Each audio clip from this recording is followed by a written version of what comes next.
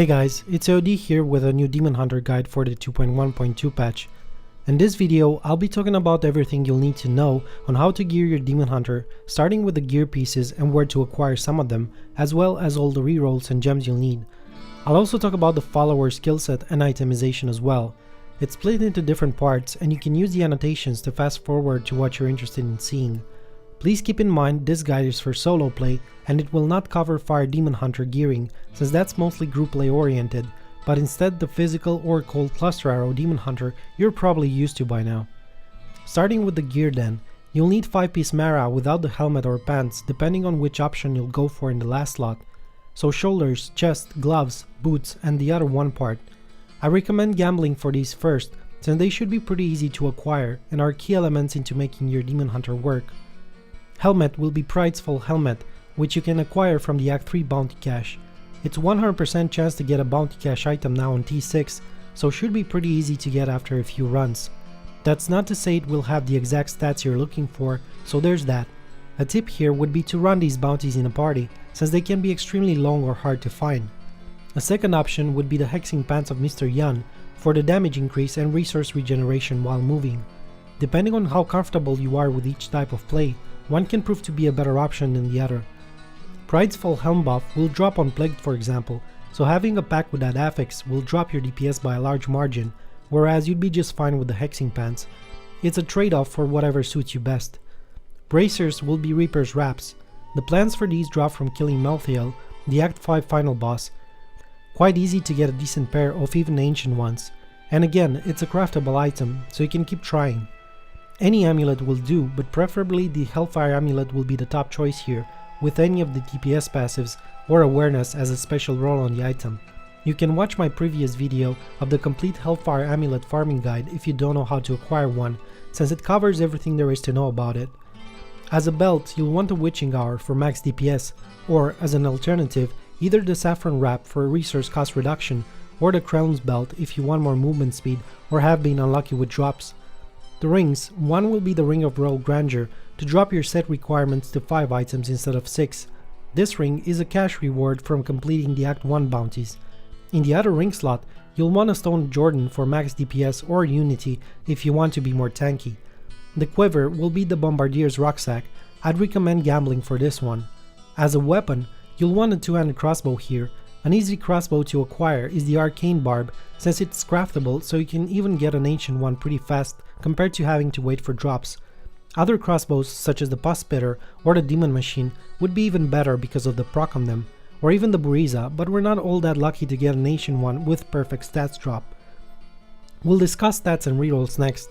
Starting with the obvious choices, you'll want sentry damage on your shoulders and chest, as well as main skill damage, in this case cluster arrow, on helmet, boots and quiver. You'll want resource cost reduction on shoulders, gloves, quiver and weapon. This is an extremely important stat to have, and you'll notice the difference straight away the more you get.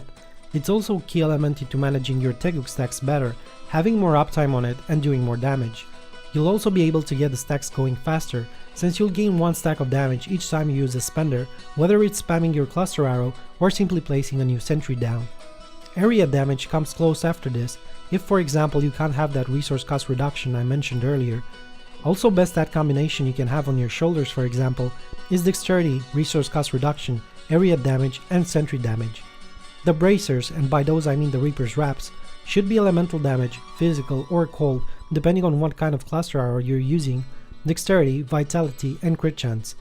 Moving on to your weapon, which should look like high damage, percent damage, dexterity, resource cost reduction and a socket. The quiver, dexterity, increased attack speed, crit chance, resource cost reduction and cluster arrow damage, and so on and so forth. You want your Prideful helmet with dexterity, crit chance, cluster arrow and preferably a socket to have even more cooldown reduction at your disposal by socketing in a diamond. This will however drop your toughness by a lot, so keep that in mind if you're having issues surviving. You also want your rings and amulets to have a socket each, so you can have all the 3 legendary gems usable in them. Moving on to the gems then. Zaystone of Vengeance, Bane of the Trapped and Teguk. About Teguk, it's not that friendly of a gem to use, especially if you're a beginner. If you can't handle keeping the stacks up for most of your run, you'd be better off by using the Bane of the Powerful. In the hands of a skilled and proficient player, however, the Teguk gem will provide you with more upfront DPS, especially since it doesn't need an elite pack to kickstart its DPS boost like the latter. Also, don't be discouraged if you drop your stacks often as you start using it. It takes a while getting used to, but it's completely worth it once you get a hang of it. For follower recommendations and gearing, I'd recommend going with the Templar, using the following skill set to gain even more hatred regen and also slow every mob he hits or gets hit by, and upping your Bane of the Trapped and Cold a week uptime.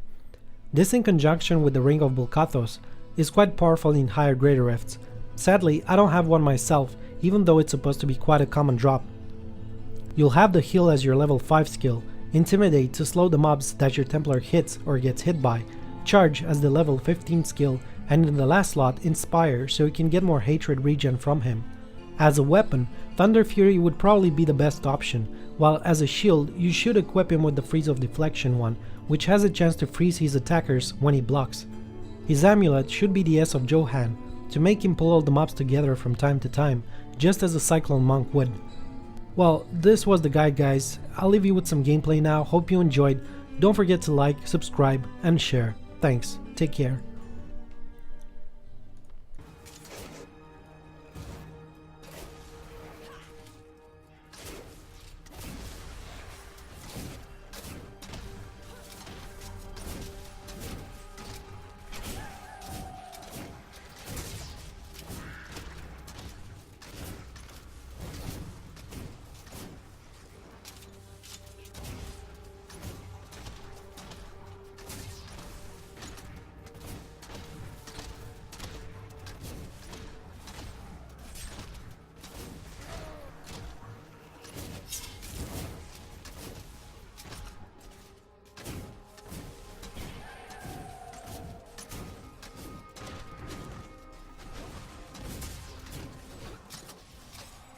No, I will not do that.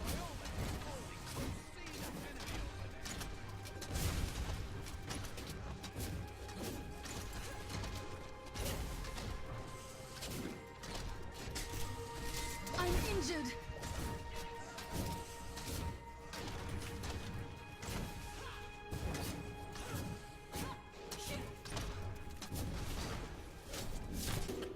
You won't survive that.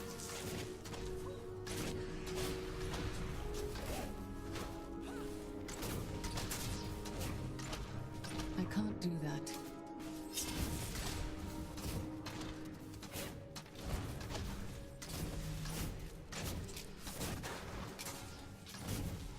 No, I will not do that.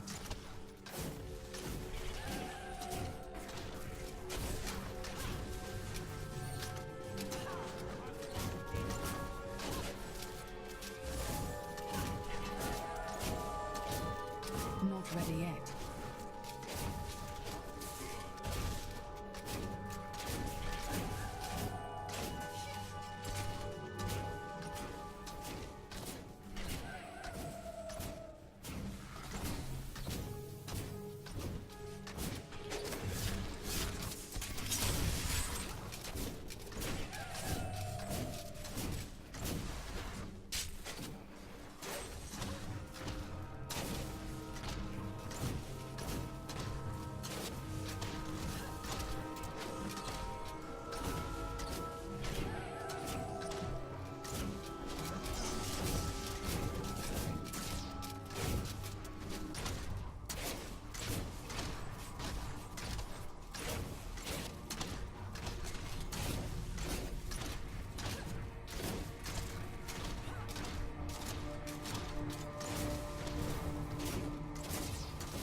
We need more time.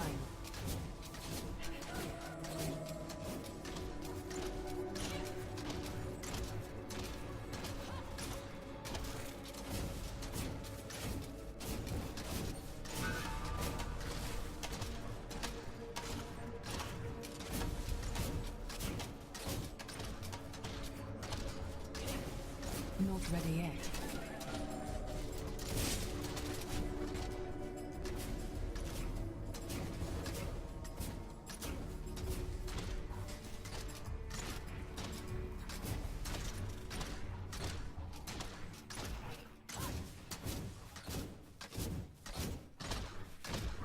I'm still waiting.